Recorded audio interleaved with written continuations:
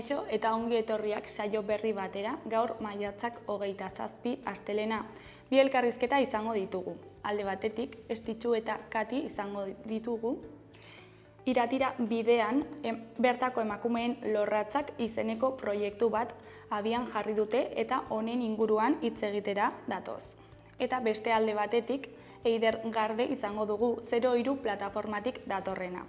03 plataformak salatu egin du haur eskolen egoera berrian dauden hainbat arazo eta honen inguruan hitz egitera dator. Baina hauekin hasi baino lehen goazen betiko edukiarekin.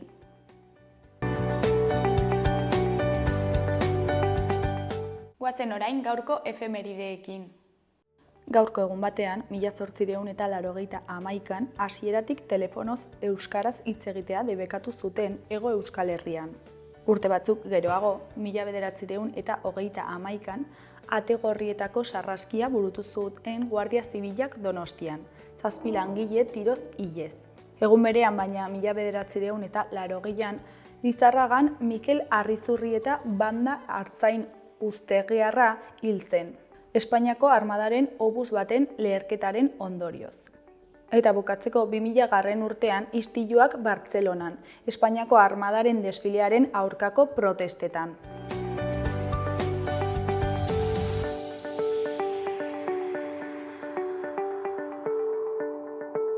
Aste honetarako agenda ikusiko dugu. Asteazkenean bisita gidatua egongo da euskaraz Javier Mangadoren eskutik. Iratiko trenaren ibilbidea Iruñean zehar izenekoa. Arratsaldeko 5 izango da eta irteera takonerako portale berritik egingo da. Iratiko trenaren ibilbidearekin Iruñeko zabalguneak nola eratu ziren eta bertako arkitektura mota ezberdinen aldeak ezagutu ahal izango ditugu. Bi egunetan osatuko dugu. Lehenengo zatia, lehen zabalgunea portale berrian hasi, aduanako txokoa, Sarasate pasalekua, Gaztelu plaza eta Diputazioko jauregian amaituko da. Iruñeko lehen zabalgunea. Ostegunean, alde batetik, Oko Andre Maria plazan arratsaldeko 8etan Bidaide taldearen kontzertua egongo da. Kantu eta hitza musika zikloko osteguneko hitzorduan Bidaide taldearen txanda izango da. Arratsaldeko 8etan hasiko da kontzertua O plazan eta sarrera doakoa izango da. Euria eginez gero erraldoien txokoan izango da emanaldia. Beste alde batetik, Flop Kultura bideo-podcastak laban eta publikoarekin eginen du denboraldiko azken saioa. Euskal Herria Irratiak ekoizturiko Flop Kultura podcasta Iruñeko Laba elkartean eginen dute maiatzaren 30ean, arratsaldeko 7etan hasita eta publikoarekin.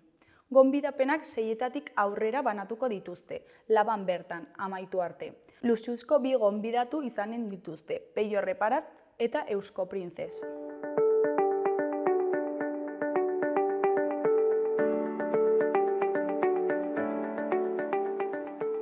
Ikus dezagun gaurko egunkarien azalek zer dioten. Diario de Notiziasen titular nagusian, Nafarroan merkatura ateratzen diren pisuak hilabete baino lehen alokatzen dira eskasiagatik. Eskaera handiak igo egin du prezioa eta Nafarroan metro karratu bakoitzeko 10 eurotik gorakoa da. Iruña, Barañain, Burlata eta Antsoain dira udalerri kaltetuenak. Hori koloreko argazkian, korrikalariak azken aldapan gora helmugaraino, Artaxoako zerkoan. Honen eskuineko berrietan, alde batetik, Diazek maiota irabazi du Nafarroako itzulian. Beste alde batetik, ordu erabakigarriak Osasunan entrenatzailea aukeratzeko. Jarraian, Budimir gol itxuran dago berriro. Beheko berrietan, alde batetik, Belateko tunela bikoizteko obren ondorioz N121 errepidean egingo diren mozketak. Beste alde batetik, Nafarroak eta Kolonbiak elkartasuna partekatzen dute 30 urtez. Jarraian, etxekide kooperatiba Cohousing aurrera atera dute bakardadeari aurre egiteko. Gainera, von der Leyenek bere aukerak jokatzen ditu Europar Batasunean errepikatzeko, denak aurka dituela. Bukatzeko, muturreko egoera Nafarroako gazteriaren kontseiluan. Diario de Navarraren titular nagusian, ziurgabetasuna eta ezinegona Nafarroako udalerrietan, gastuaren kontrola itzuli delako. Estatuko araua etenda zegoen COVID eta Ukrainako gerragatik. Argazki nagusian, Jesus Lukin Pérez, Esteban Ruiz Pejenaute, Iñigo Lorente Agirre, Asier García Martínez, Rafael Abad Callejas, Alfonso Garijo Pérez eta Jose Luis Zirauki Martínez Milagroko gerezi ekoizleak ditugu. Titularrean gerezi garaia da. Milagrok eta Etxaurik beren produktu izarraz hitz egiten dute, denboraldi aurre on baten hasieran.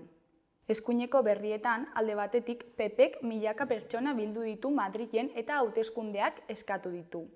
Beste alde batetik, 4 urte haien Iruñeko etxebizitzaren alokairua kobratu ezinik. Jarraian, Taylor Swift fenomenoa Espainian lurreratzen da. Goiko berrietan, batetik, Berdeliz 100 kilometroko Espainiako txapelduna.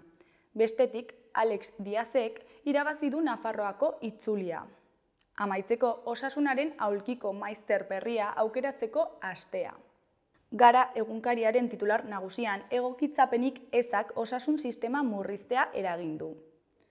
Osasun publikoari buruzko eztabaida noiz baino ageriago dagoen honetan, Leire Garatek lehen mailako arretaren egoeraz eta osasun sistema osoak dituen erronkez eta arazoez hitz egin du.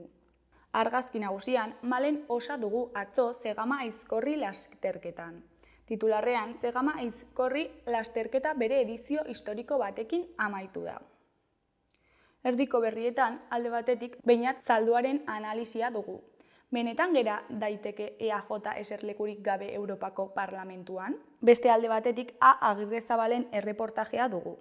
Svalbard azken lursai pribatua, geopolitika eta negozioen artean. Goiko berrian, 23 urteko gazte bat hilda labankadaz Algortan. Eskuineko berrietan, batetik, Amaia Ereinagaren kronika dugu. Getxon, txonbo jendetsua egin du ibilaldiak. Bestetik, Maider Belokiren hitzetan, kulturak eremu bizia izan behar du, jarduera duna.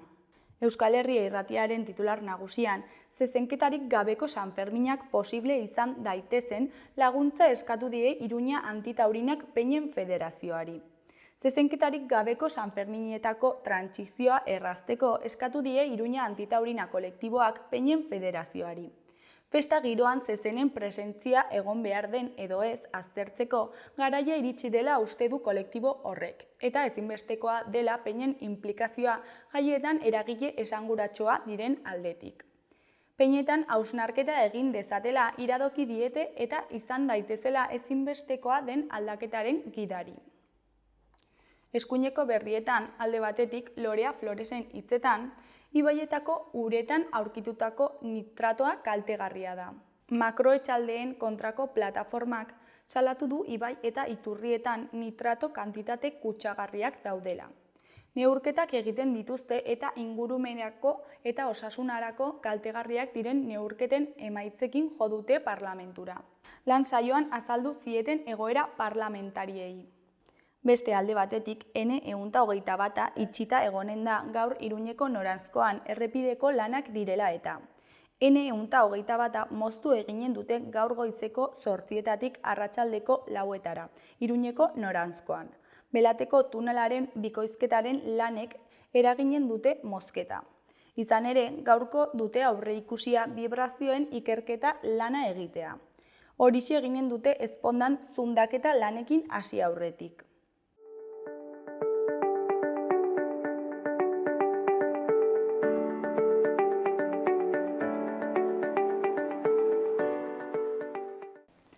Kaixo eta ongi etorriak gaurko lehenengo elkarrizketara, oraingoan Agoitzetik datozen Kati eta Estitxurekin gaude eta haien proiektua aurkeztera datoz. Kaixo neskak, zer moduz? Ongi, egunon eta eskerrik asko, Xaloa Telebista. Zuei. Bidaia iratira deitzen den proiektua aurkeztera zatozte, baina zertan datza proiektu hau? Hau kuaderno txipi bidaialari ilustratua da. Izenak dioen bezala eguneroko irati ibaiak bizitatzeko eguneroko baten antza dauka. Sormen proposamenak ditu barruan. Lurralde osoa, irati ibaiak ureztatzen duen lurralde osoa ezagutzeko aitzaki polita. Ilustratua, Estitxuk ilustratua, eta baita ere emakumeen lorratzak. Eta, nondik sortu da hau egiteko ideia? Ideia nire gradu amaierako lanatik atera dugu. Momentu horretan kuaderno bidailari bat egin nuen, ez da justo hau, baina ideia sortu nuen. Eta momentu horretan pentsatu genuen ideia ona izan altzela sortzea. Eta hori egin. Eta, zer ikasi zenuen eta nola pasatzarete hori gradu amaierako lan batetik, nola izan da prozesua gaur liburu hori edo liburuska hori izatera arte? Bai, nik arte ederrak ikasi nuen Bilbon, diseinuaren aldetik. Eta ideia izan nuen, eta irakasleek esan zuten ideia ona izan altzela baita realitatea ez dakit nazten den. Garatzeko. Eta berak kulturkudeatzailea denez, momentu horretan egin ahal genuen lan. Eta nik autonoma egin sortu nintzen, eta elkarrekin hasi ginen lan egiten. Eta nola erabaki zenuten, nola izan zen momentu hori? Egia esan, berak bukatu zuenean karrera, erabaki zuen autonomo jartzea, iruditu zitzaion ideia polita zela nirekin batera lehenengo hastapenak egitea, eta hori konfidantza dagoelako, ezta? Eta diseinatzaile eta ilustratzaile lana ateratzea niretzat ezen erreza, eta orduan gogoratu ginen biok ideia horrekin, iruditu zitzaigun hasteko polita izan zitekela. Eta programa Innobari esker, bestela oso zaila diru aldetik behar genuelako dirua eta hainbesteko inbertsioa ezin genuen egin, programa Innova irabazi genuen eta orduan garatu ahal izan ginen. Baina egia da bera autonomoa jarri zenean erabaki zuen, zer egin dezaket, ezta? Eta, ez dakit aipatu dugun, baina ama eta alaba zarete, ezta? Eta nola izan da elkarlana zuen artean? Ez da guztiz erraza izan, baina egia da elkarrekin lan egitea gustatzen zaigula, ez? Eta nire ustez ongi egiten dugu lan elkar. Eta, momentuak ezagun dira. Bakoitza bere lana egiten ditu, bera kulturkudeatzailea denez kudeatzen du, informazio, gauza asko egiten ditu. Eta nik ilustrazioak, diseinuak eta sare sozialak egiten ditut. Orduan, bakoitza bere lana egiten du. Askotan baita laguntzen gara elkar, baina ongi pozik gaude elkarrekin. Eta nik uste bere, baina pozikago nagoela. Claro, hala izan da, eta, lehenengo hastapenak esan dudan bezala, badakit ez dela errazak, ni autonomoa naiz, baina 50 urterekin hasi nintzen, eta orduan bilbidea egina neukan, eta uste dut askoz errazagoa dela, gaztea zarenean baino. Eta orduan, niretzat plazer izugarria, egia da nahiko antzekoa garela lanean oso exigenteak, oso perfekzionistak biak, oso tauro biak, orduan askotan esaten dugu, onaino, gero jarraituko dugu, ezta? Konfidantza handiagoa dugulako, baita ere esateko gauzak eta hori. Baina txikitatik bidaiatzen ginen elkarrekin, gauza antzekoak gustatzen zaizkigu, marraztea, idaztea eta hori, eta horrek behintzat lan hau erraztu du. Eta sormen prozesu horretan zeintzuk izan dituzuen erronkak edo? Erronka asko esan dugu. Erronka ugari, benetan, klaro. Kuaderno bidaialari honetan, esan dezagun jakinduri asko dagoela sartuta, ez gurea, ikerketenak, liburuenak, gu baino lehenago emakumeen lorratzak ikertu dituztenak, turismoa arduratzen direnak ere eman digutenak eta hori, Zederna Garalur, bertako agentek eta gero noski sormen prozesuarena, ilustrazioarena, nola egingo dugu hau, zer izango den politago, jendeari zer interesatuko zaion, gaztei hurbiltzeko ere zer behar dugu, gaztengana hurbiltzeko, emakumeen lorratzak, podcast, lurralde guztiek zer errekurso jarri behar ditugu benetan turismoa laguntzeko, baina benetan udaloiei laguntzeko, orduan niretzat behintzat, hori guztiak elkartzea eta produktu erakargarri bat izatea horrekin lotuta erronka izugarria da. Eta momentu bereziren bat, horrela zakit zuen artean edo? Momentu berezi asko egon dira, baina adibidez Innobaren laguntza eman zigutenean, poz handia izan zen. Eta gero baita, beste momentu oso garrantzitsua eta polita, inprimatuta ikusi genuen lehenengo momentuan. Bai. Azkenean egiten duzun lana ikusten duzu ja paperean eta hori oso polita da. Eta ze sentsazio eman zizuen? Oso pozik geratu ginen, gure emaitza justo nahi genuena da, orduan hori lortzea baita oso garrantzitsua da. Azkenean, adibidez, goma hau jarri genuen, guk nahi genuelako, papera erabakitzea, kolorea, pozik geratu ginen. Bai, oso polita geratu da. Bai. Eta, gero, iratiren inguruan izan da, zer ikasi duzue horren inguruan? Bueno, ez dugu aipatu proiektuak atal desberdinak dituela, edo izan dituela. Bata izan da lurraldea ezagutzea, eta bisita gidatuak egin ditugu bertako gidekin. Hori oso izugarria izan da, guretzat horre ikasi dugu asko natura, orografia, ibaiek zer garrantzia duten, hortaz ikasi dugu asko. Gero egin ditugu topagune batzuk, agoizko emakumeekin, 30 emakume gutxi gora bera, kultura desberdinetatik etorritakoekin, eta hortan ere ikasi dugu asko, klaro, emakumeak eta ura horien tartean dugun erlazioa planeta osoan, lurral osoan. Gero adibidez, emakumeen lorratzak eman zizkigutenean eta irakurri eta hori, ikasi dugu izugarri. Liburuak irakurri ditugu, mitologia, toponimia, orografia, oikonimia, etxeen izenak eta gauza asko ikasi dugu. Gauza asko ikasi dugu, bai. Eta zuek kuaderno hau egiterakoan, zeintzuk ziren zuen helburuak edo? Zer da lortu nahi zenutena edo lortu nahi duzuena orain? Bai, helburu nagusiena bazen turismoa garatzea Irati ibaiak lurralde guztietan.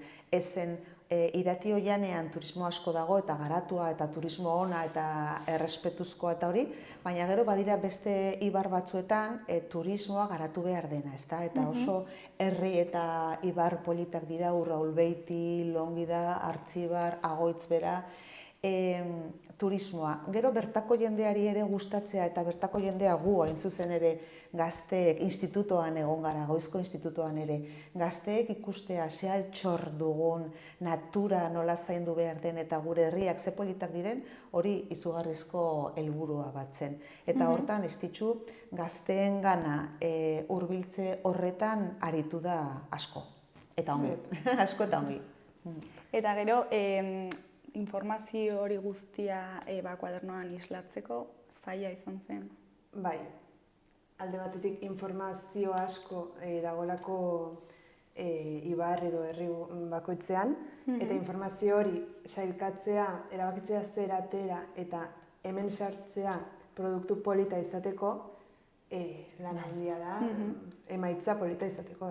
Beste helburu bat izan da, emaitza, ekargarria, polita, atsegina izatea. Eta zenbat horri ditu, zenbat horri alde? Osotara 100 horri alde ditu. 8 kapitulo dira, 8 kapitulo horietan Irati ibaiaren ibilbidea jarraitzen du, eta kapitulo bakoitza leku desberdinak dira. Eta nola lotu zue Irati horren, ibar horren, turismo gai hori emakumeen loratzekin? Kasu honetan, bigarren kuadernilloa garatzen ari gara, baita ere programa Innobak irabazi dugulako bigarren kuadernillo bat osatzeko, beraz bilduma bat proiektatzen ari gara. Lehenengo honetan, lurralde guztia, ibaiak ureztatzen dituen lurralde guztietan zer dagoen ikusteko bereziki, polita, ona, erakargarria, erabaki dugu, ezta? Eta horri bilbide bat dago. Aukeratu behar izan dugunean, adibidez, txori bat, emea aukeratu dugu. Aukeratu behar izan dugunean landare bat, aukeratu dugu emakumeekin lotuta dagoen landare bat, zergatik eta hori. Eta gero, emakumeen lorratzak podcasten bidez entzuten dira, Eta kapitulu bakoitzak Zaraitzu Aezkoak. Aezkoako emakumeen lorratzak zeintzu diren, edo emakumeek ze aportatu dugun lurralde hauetan txertatu dugu kapitulu guztian. Gero musikan, liburuetan ere saiatu gara emakumeen lorratzak sartzen. Eta baita ere, podcast horiek bertako emakume batek grabatu du. Kasu horretan ez da profesionala izan, beste guztietan profesionalekin lan egin dugu eta bertakoekin baita ere, emakume gazteak batez ere, hori baita ere helburu bat delako. Eta kasu honetan protagonismoa eman nahi izan diegu bertako emakumei. Eta horiek grabatu dute. Eta, bueno, liburuzka hau euskeraz dago eta baita gazteleraz. Bai. Baina formatu bera dauka bi hizkuntzetan. Bai, guztiz berdina da, aldatzen den gauza bakarra hizkuntza da. Bai. Eta bi kuaderno desberdin dira, hori bai. Gaztelaniaz nahi baduzu, erosia duzu bakarrik gaztelaniaz edo bakarrik euskaraz. Eta orain ari zarete aurkezpenekin, ezta? Hasi zineten, ze egunean? Martxoan hasi ginen, Iruñan, eta hortik aurrera joaten ari gara herriz herri, kuaderno txipian aurkezten diren, saltzen diren herri batzuetan, ez guztietan. Eta momentu polita da baita. Oso. Bai. Oso hunkigarria bai. Etortzen diren jendearen feedbacka jasotzen dugu, eta momentu polita da. Gero, adibidez, elkarren egingo dugu aurkezpen bat, ekainaren 13an, eta gonbidatutak zaute guztiok. Eta, bai, pixkanaka, ja egin ditugu batzuk, Bai, falta zaigu longi da, lurraldean falta zaigu longi da, gero elkar komediaz dendan aurkeztuko duguna. Turismo eta Ostalaritza Institutua, FP Institutuak ere gonbidatu gaitu aurkezten, bere topaketetan. Madrilera joan behar dugu urrian, ez dugu esan, baina presura saria jaso genuen, eta orduan gonbidatu gaituzte Madrilera joaten baita ere aurkezten. Eta ez dakit besterik, landetxetan ere esaten digute hor aurkezteko eta hori, momentuz ari gara egin behar duguna, bigarren kuadernilloa prestatzen ari garelako, baina utezkenean jarraituko dugu eskatzen diguten toki guztietara joaten dudarik ez. Eta aukeratzen dituzue zuek lekuak edo haiek deitzen zaituztete?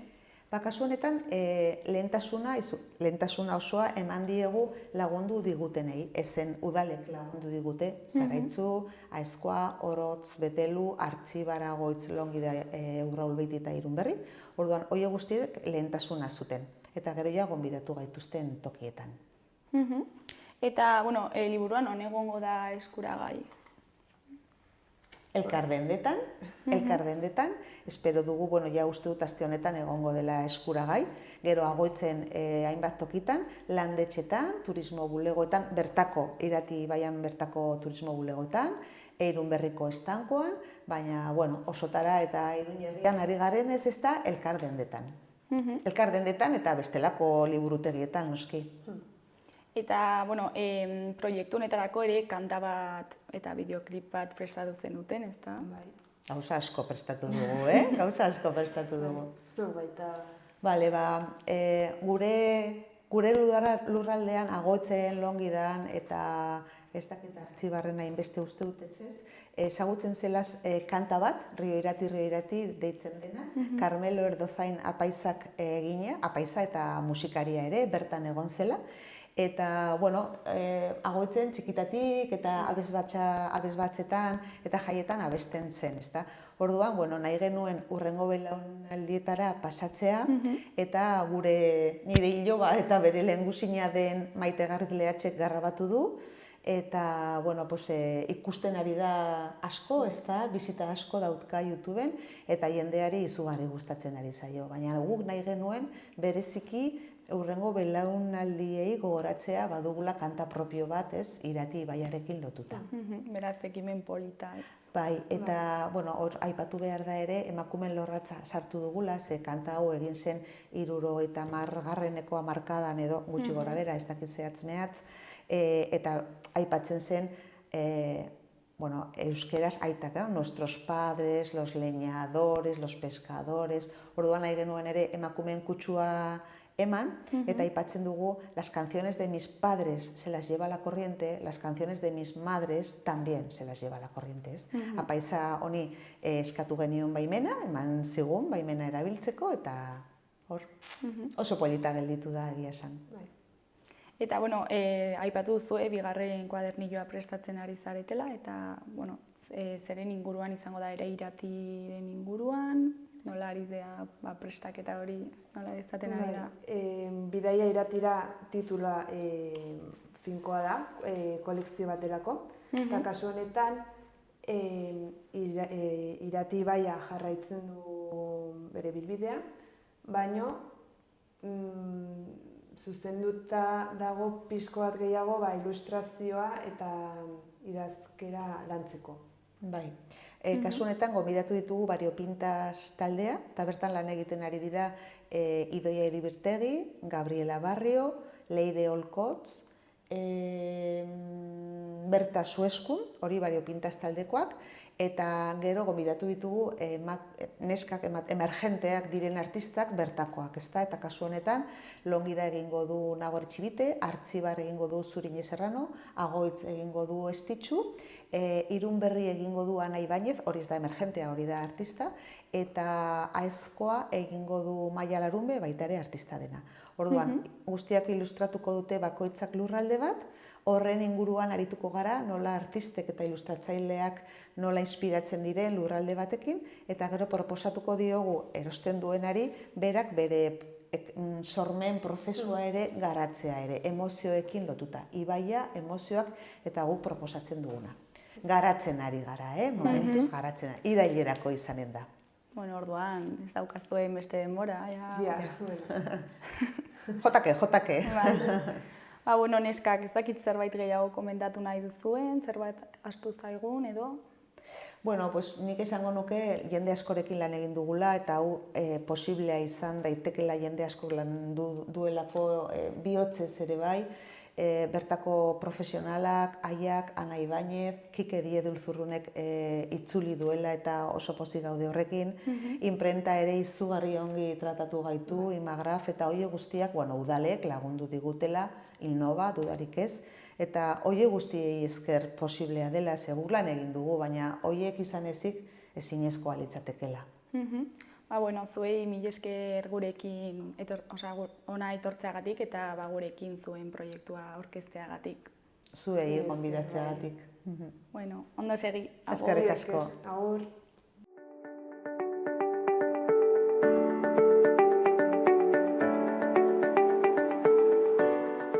Gaurko eta biharko eguraldia ikusiko dugu. Gaur, astelena, giro motelagoarekin hasiko dugu astea. Behe-hodeiekin eta han-hemenka euriarekin. Goizean, zerua estalita egongo da eta euri txikia egingo du. Puntualki zaparradaren bat ere bai. Bereziki kantauri isurialdean. Arratsaldeak aurrera egin ahala, atertzera egingo du eta hodeiak gutxituko dira. Gauean zerua ia oskarbi geratuko da. Araba eta Nafarroa hegoaldean ez du euririk egingo eta ostarteak goizean bertan zabalduko dira. Giro nahiko freskoa gailenduko da eta beroenak 15-18 gradu artean geratuko dira. Haizeak ipar edo ipar mendebaldetik joko du. Asteartean giro eguzkitsua gailenduko da eta tenperaturak gora egingo du. Goizean goiz behe-lainoa agertuko da barnealdeko hainbat bailaratan, baina berehala zerua oskarbi geratuko da. Arratsalde gauean goi-hodeiekin batzuekin soilik. Horri esker tenperatura 21-22 gradu artera igoko da kostaldean eta 23-25 gradu ingurura barnealdean. Haizea ahul ibiliko da hasieran eta eguerditik aurrera ipar ekialdekoa sartuko da. Kostaldean nabarituko da gehien bat.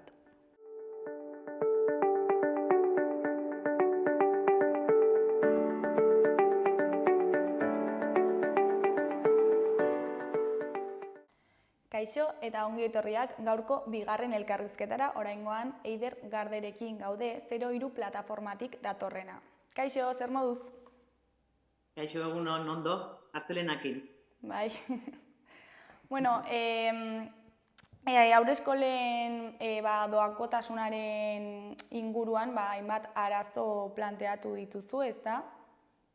Bai, plataforman egin dugu hausnarketa bat, nola doakotasunak hasiera batean eragiten ari da, aurreskoletako plazak ehuneko ehunean egotera, hortaz, ratio maksimoetan lan egin behar izatea datorren ikasturtean, eta aldi berean, agerian gelditu da finantziaketan dagoen hutsune handia, hezkuntza departamentua eta udalen artean.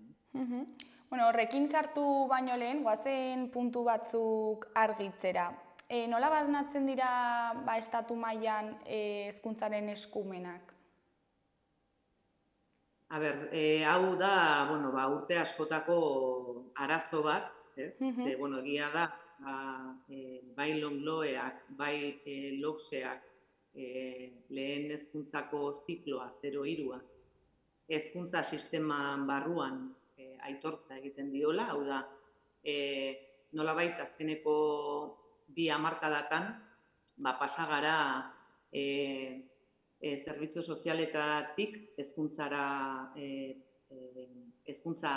kutsua edo aitortza hori egitera, ez? Eta erkidego askotan pasatu gara zerbitzu sozialetatik hezkuntza departamentuetara, ez? Baina egia da gaur egun oraindik mantentzen dela, adibidez Errioxan edo hainbat erkidegotan mantentzen direla aurreskolak ongizate zerbitzuetan. Eta naiz eta legeak hezkuntza aitortza egiten dion zikloari, ez? Orduan, hor eskumenen inguruan, estatuak eskumena ematen dio erkidego bakoitzari 0-3 antolatzeko, ez? Eta oraintxe bertan, sekulako nahaste borraste bat sortu da, ze Europako funtsetatik datorren diru laguntza horiekin, doakotasunerantzko pausuak eman beharrean daude, eta orain agerian gelditu da, erkidego bakoitzean egitura desberdin bat dago. Eta hor hezkuntzako ziklo hori 2 zatitan banatuta dago, ezta? 0-3 alde batetik, eta gero 3-6 beste alde batetik, ez? Bai, hori da, dagoen egitura bat, baina egia da adibidez Euskal Autonomia Erkidegoan 0-3 ez dela existitzen, badaude haurreskola gutxi batzuk 3 urteko haurrak mantentzen dituztela, baina gehiengoa 0-2 da, eta 2-3 urteko gelak 3-6an txertatuak daude, ez?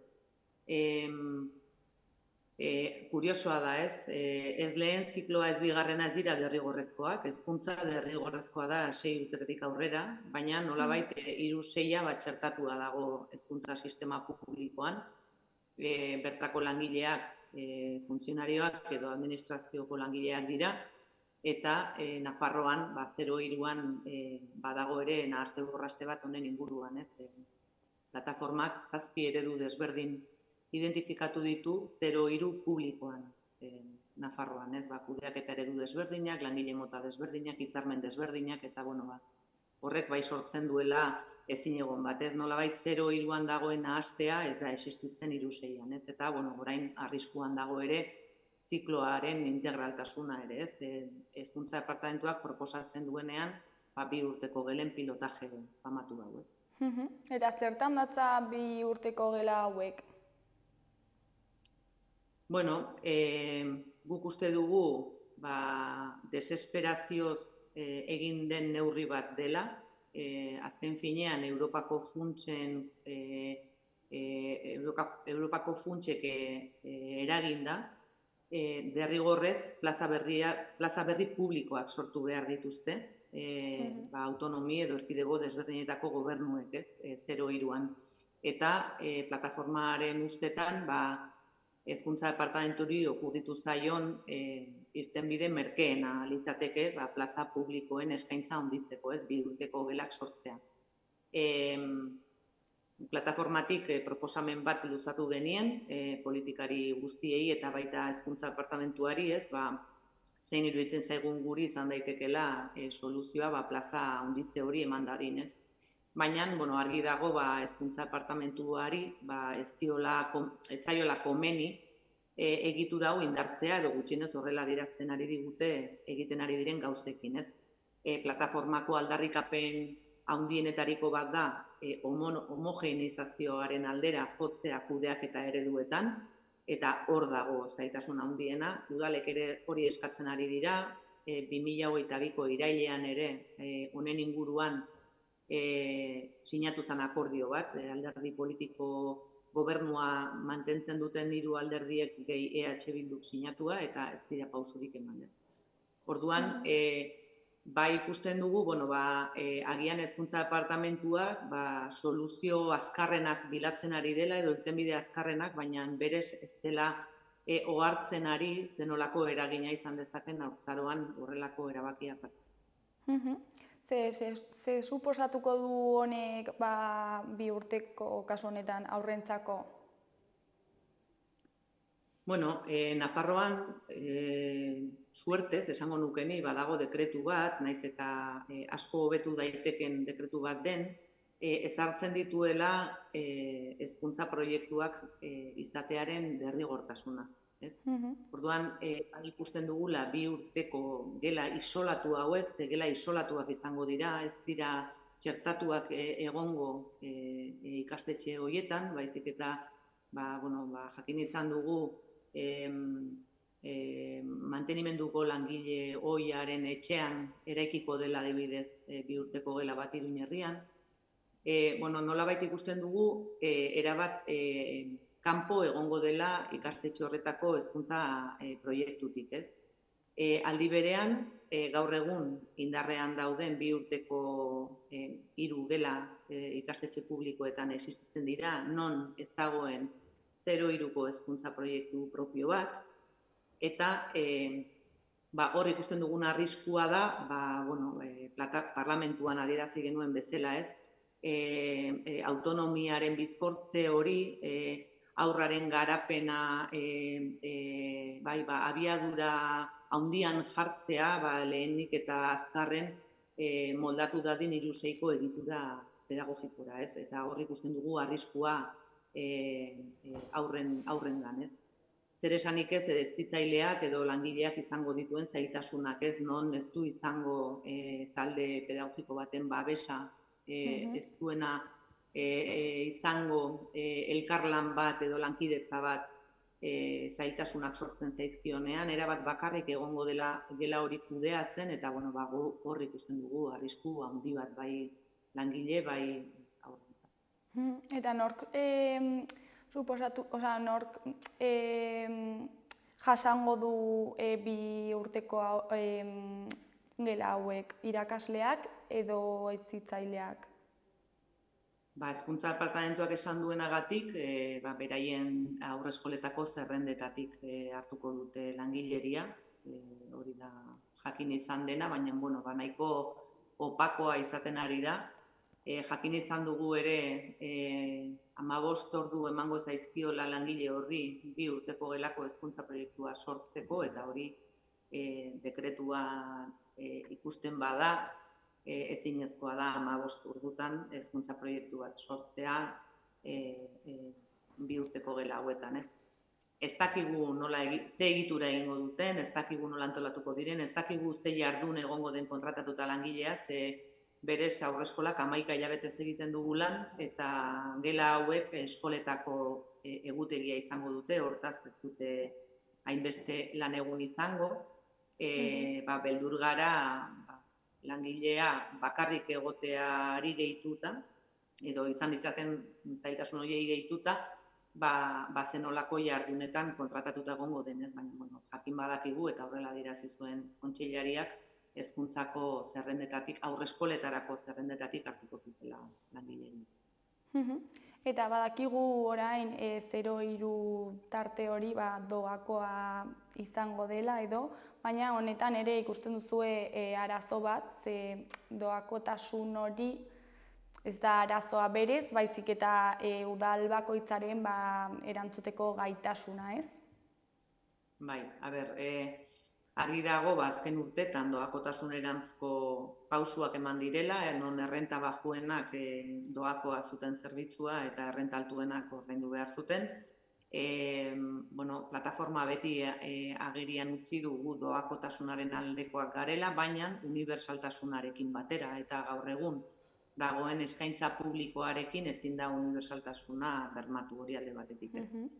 Zer gertatzen da finantzaketarekin, ez da, hezkuntza departamentuak kalkulatzen ditu, simple, ulertu ahal izateko, kalkulatzen ditu haurreskoletako kostuak beraiek egiten dituzten estimazio batzuen baitan. Eta erabakitzen dute estimazio modulo horien 18% udalei dagokiela. Eta horrela sinatu arazten diete udalei finantzaketa hitzarmena. Gertatzen dena da, hezkuntzak egiten dituen kalkulo horietan, ez dela kontutan izaten langileen antzinatasuna, adibidez, bajatarako edo bajan gaudenean edo baja bat hartu behar dugunean ere mugatua dagoela gastua eta eskola askotan adibidez baja luze bat egongo balitz, udalak asumitu beharko duela hezkuntza kalkulatzen duen gainetik gastu hori, adibidez argia, gasa, orain egon den igoera potente honekin ere ez dira eguneratu gastu horiek eta udalak asumitu beharko dituzte. Orduan, plataformatik eta udal batzuekin hitz egin da eta baita federazioarekin harremanetan egonda, jakin badakigu 18% hori 40%ra iritsi daitekeela, edo iristen dela hainbatetan. Eta udal askok ezin dute asumitu 18% horretatik 40% horretara, hezkuntzako kalkuloetatik gastu errealera dagoen desberdintasun hori ezin dutela jasan ekonomikoki. Eta horrek sortu behar du, hainbat udalek erabaki desberdinak hartu dituztela. Alde batetik, herrian erroldatuta ez dauden haurrak ez hartzeko erabaki hartu dute hainbatek. Hortaz, erroldatuta zauden herrian haurreskola badago ondo, baina beste herri batera joan behar baduzu, ez duzu bermatua ez plaza ez doakotasuna. Eta beste udal batzuk ere erabaki dute inputatu behar dietela familiei, udalari sortzen zaion gastu estra horren parte bat, familiei kobratu behar diela. Horrela adierazi genuen guk parlamentuan, eta ez dirudi gauza handirik mugitu denik oraingoz, baina argi dago hezkuntza departamentuak iragarri duela doakotasuna zerbitzu baten inguruan, baina kasualidadez berea ez den zerbitzu bat. Oraintxe bertan hezkuntza departamentuaren pean haurreskolen 7% dago, eta Nafarroan 103 haurreskola daude. Orduan, 90 haurreskola udalenpean daude, orduan hezkuntza departamentuak ezin du iragarri duen moduan doakotasuna, lehenik eta gainera ez badu erabaki hori partekatu udal eta kontseiluan federazioarekin. Beraz, saldu dute doakotasun bat, baina kasu askotan ez da posible izango, gutxienez finantziaketa hori aldatu arte ez da? Hori da guk salatu egin duguna, hezkuntza departamentuaren pean dauden haurreskolak doakoak izango dira, hezkuntza departamentuak kudeatzen dituen 2 urteko gelak doakoak izango dira, baina beste haurreskolen kasuan ez dago bermatua doakotasun hori, ez delako ez da lanketa bat egin. Eta zergatik iruditzen zaizue garrantzitsua haurreskolen eredu baten alde egitea? Plataforma beti adierazi da 0-6aren aldekoa, 0-6 bitartean bizitzaren garapen aldi oso garrantzitsuak gertatzen dira eta beti aldarrikatu dugu 0-6 zikloa mantentzearena. Egia da, Nafarroan gaur egun utopikoa den zerbait dela, 3-6 erabat txertatua dagoela hezkuntza sistema publikoan, baina ikusten dugula ezinbestekoa 0-3a ez banatzea, beste zikloak banatzen ez diren bezala, lehen hezkuntza banatzen ez den bezala edo bigarren hezkuntza banatzen ez den bezala, ez dadila banatu ere 0-3a ez.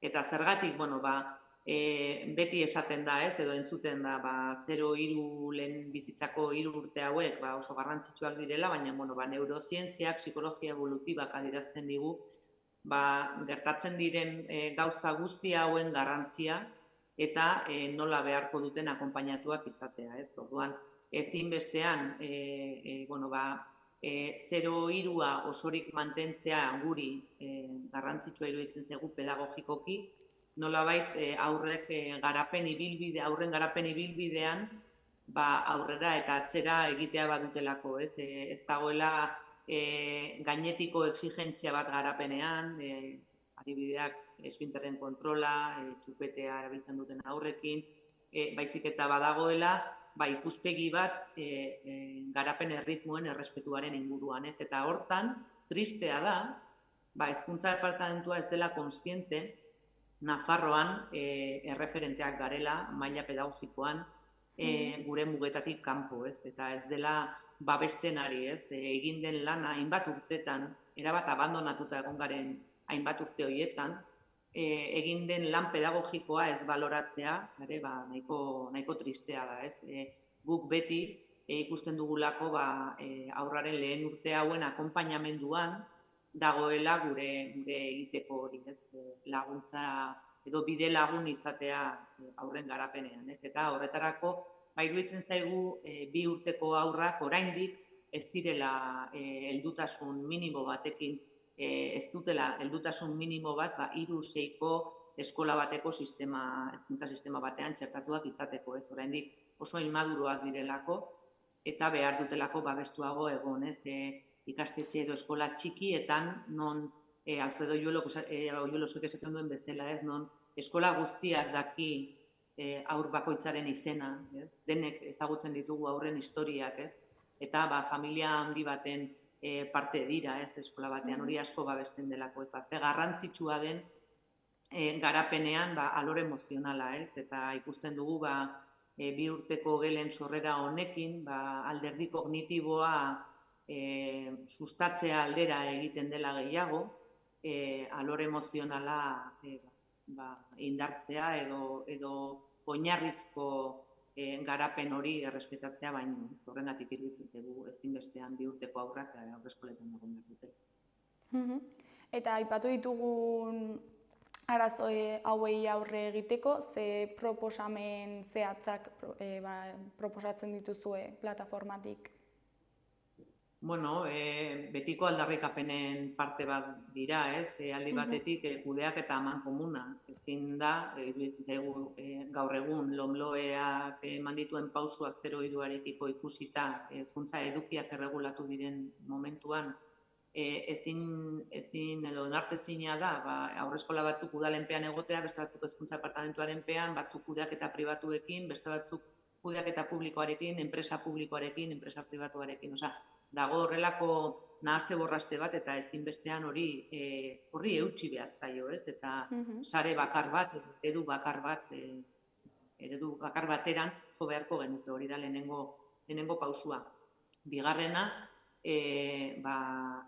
Nafarroako eskola mapan haurreskolak txertatuak izan daitezela, hori ere izan zen gure aldarrikapenetako bat, azkenean zonaldeko haurreskolak izatea, eta modu honetan haurreskola duen herrian erroldatuta ez bazaude, gutxienez eskubidea izatea plaza publiko bat aktualizateko, ez? Eta honetarako finantzaketan aldaketak egon behar dira. Gastuaren parte handia udalenpean dagoen bitartean, udalek dute eskumena erabaki horiek hartzeko, eta hor arazo bat dago, ez? Eta bestetik hori pixkat orokorra litzatekena, eta bestetik, aurre matrikula izan da, hezkuntza departamentuak badauka datorren ikasturterako estimazio bat zenbat famili erabiltzen den kanpoan, zenbat famili lortu duten plaza, eta badakite zein haurreskoletan dagoen eskaintza baino eskaera handiagoa. Hortaz, plataformak planteatzen zuela modu urgente batean horri irtenbide eman behar zitzaiola, eta beste zikloetan egin izan da, eraikuntza prefabrikatuak jarri izan dira, momentuko plaza eskaera bat asetu alizateko, eta Nafarroan ere baditugu esperientziak adibidez Altsasuko udalak garai batean izan zuen aurreskola modulo prefabrikatuetan, urtetan, egon ziren horrela, aurreskola berri egin zuten arte. Orduan, ikusten dugula izan daitekeela, momentuan erantzun alizateko dagoen eskaerari, egin daitezela horrelako soluzioak, momentuko soluzioak, eta erdira proiektatu daitezela herri horietan edo eraikuntza berriak, edo ampliazioak, edo epe luzerako soluzioak, ez? Eta hori egia da, hezkuntza departamentuaren aurrekontuen baitan gelitu beharko litzatekeela, ez? Nik uste dut joera izan beharko litzatekeela hezkuntza departamentuak eskumenak hartzerako bide hori hartu beharko luketela, eta nolabait udalak deskargatzen joan, azkenean hezkuntza ez delako udalen konpetentzia bat. Hezkuntza kompetentzia politikoa eta kudeaketa konpetentzia hori erkidegoi dagoki ez udalei. Orduan hor hartu behar dute erabaki bat, eta ikusten ari gara gehiegi luzatzen ari dela. Orduan hori da pixkat guk proposatu genuena, unibertsaltasuna begibistatik galdu gabe, zein izan daiteken momentuan egin daitezken gauzak edo ekintzak edo soluzioak, eskaera hain handia dagoen leku horietan, adibidez Iruña herrian, ikaragarria da zenbat jende gelditzen den kalean, horrelako soluzioak ematea gutxienez momentuko eskaintza hori asetu alizatzen.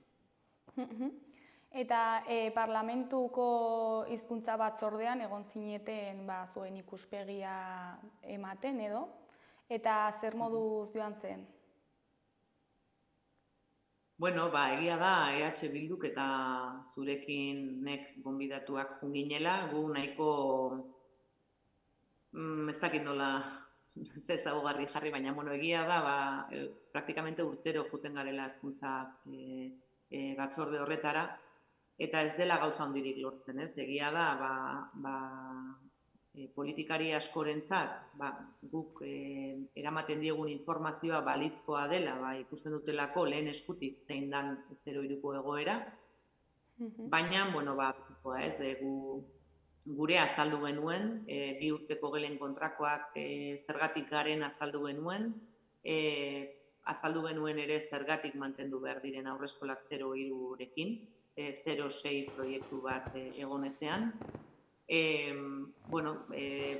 Komentatu dizkizudan soluzioak ere proposatu genien, eta betikoa, badaude alderdi batzuk ikusten dutela oso garbi eta onartzen dutela guk adierazten duguna, beste alderdi batzuk ezain beste, eta etengabean, ikusten ari garena parlamentu mailan da PSN azkenean gobernuan dagoela zurekin eta geroa baiten laguntzarekin eta EH Bilduren bozkarekin, bakarrik gelditzen dela erabaki hauetan, 0-3a dagokion guztiarekin, Nafarroako konservadoreekin lerrokatzen dela PSN, eta hori ikusten dugu arazo bat. PSN-den jarrera 0-3arekiko mespretxua izaten jarraitzen duz gure kolektiboarekiko, ez gaituzte inoiz serio hartzen, eta jasan behar izan genituen komentario nahiko desatseginak horretan, PSN-eren portabozaren ahotik, baina ohituta gaude, badakigu ez digutela begiru. Eta nola ikusten duzu gai honen etorkizuna? Plataformatik horrela salatu dugu ere, beraiek etengabe ari dira esaten 2 urteko gelena pilotaje bat dela, esperimento bat dela, baina bai ikusten dugula PSN-eren hildoa gala haurreskolak 0-2 haurreskolak bihurtzea eta eskola guztietan 2 urteko gelak txertatzea, hori ikusten dugu arrisku bat. Eskapatu egin zitzaion PSN ordezkariari parlamentuan horrelako zerbait, ulertu daitekela hildo horretatik, eta gu gure esku dauzkagun tresna guztiak mahai gaineratuko ditugu eta erabiliko ditugu guzti hori geldiarazteko, behar dena egingo dugu. Eider, mila esker gurekin hitz egitera etortzeagatik, eta ea zer moduz hori joaten den gaia. Gu hor jarraituko dugu burrukan beti bezala. Mila esker espazio hau eskaintzeagatik ere, plataformako ikuspegia ere azalarazteko edo jendartaratzeko. Zuri, guri azaltzeagatik. Ondo segi. Agur. Vale.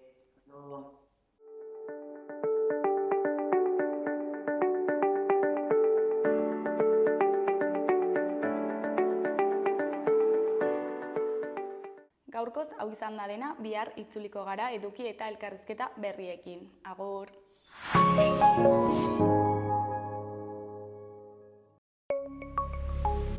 Gobierno de Navarra. Nafarroako gobernua.